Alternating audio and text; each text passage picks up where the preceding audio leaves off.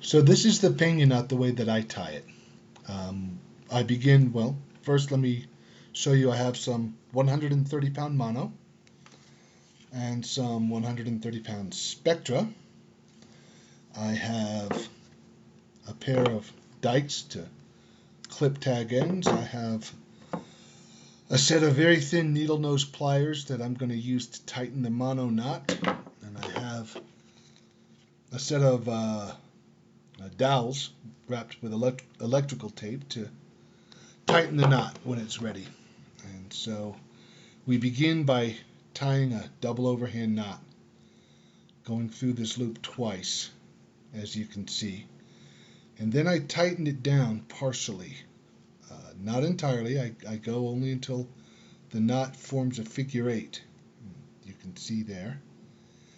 If you look at it sideways, you see that the main line of the mono enters the knot from below, as you can see.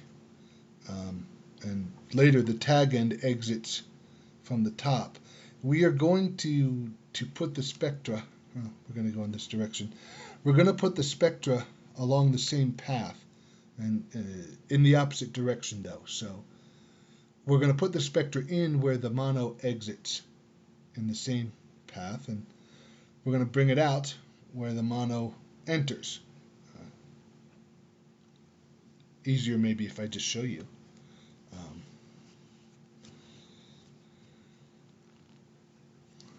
Spectra goes in, goes over the top of the knot,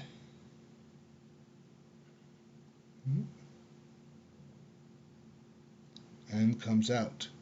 I hope my fingers aren't too much in the way there.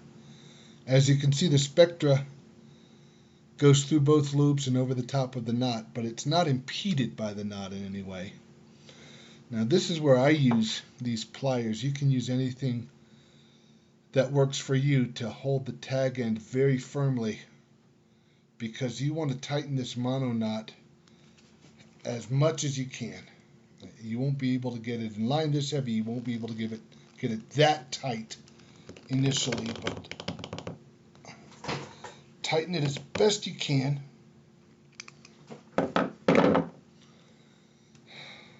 Note that while I have damaged the mono, I've only damaged the tag end, and that won't affect the knot at all.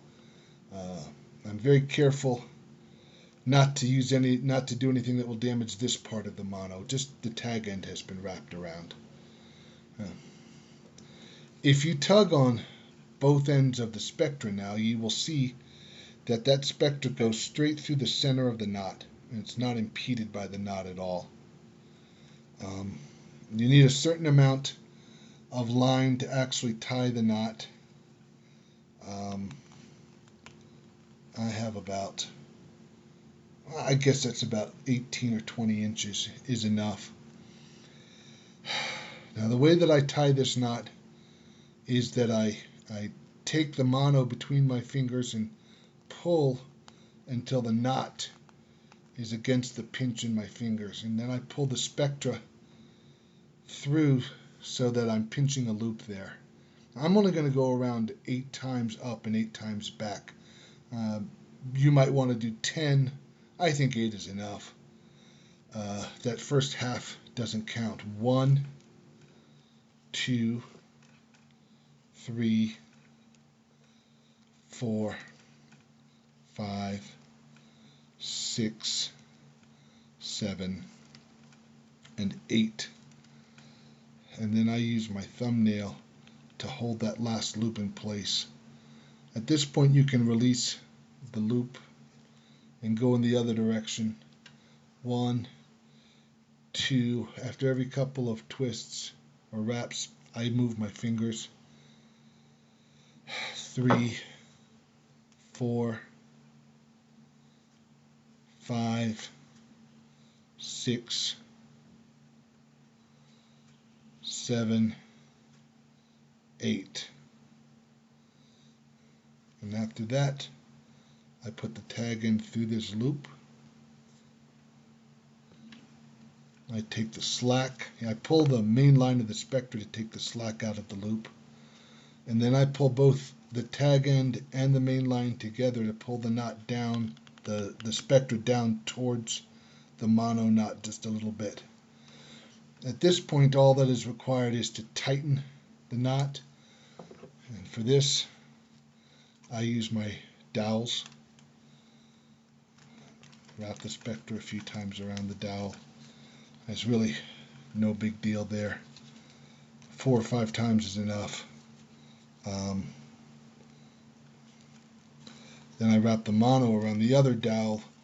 A lot of people don't like to overlap the mono. They're afraid that it will cause damage. I don't see that happening. It's never happened to me, but it's up to you. I wet it. And then you just pull them apart, and the knot forms. Now, as you can see, I'm going to take the dowels out.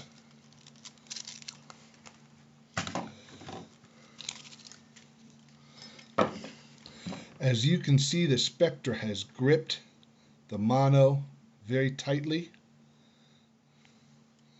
Also, the pressure has pulled this mono knot very, very tight, and it will not move under any circumstances. So after I clip off the tag ends,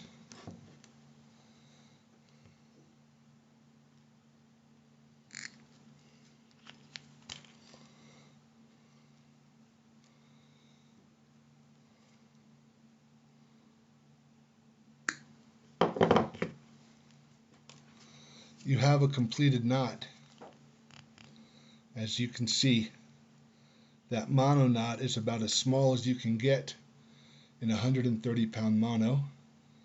The spectra has created a single sleeve that grips the mono. There's no fish alive that can pull hard enough to break this by main strength, unless your drag is set at 100 pounds or something. Anyway, that's the Pena Knot in heavy line.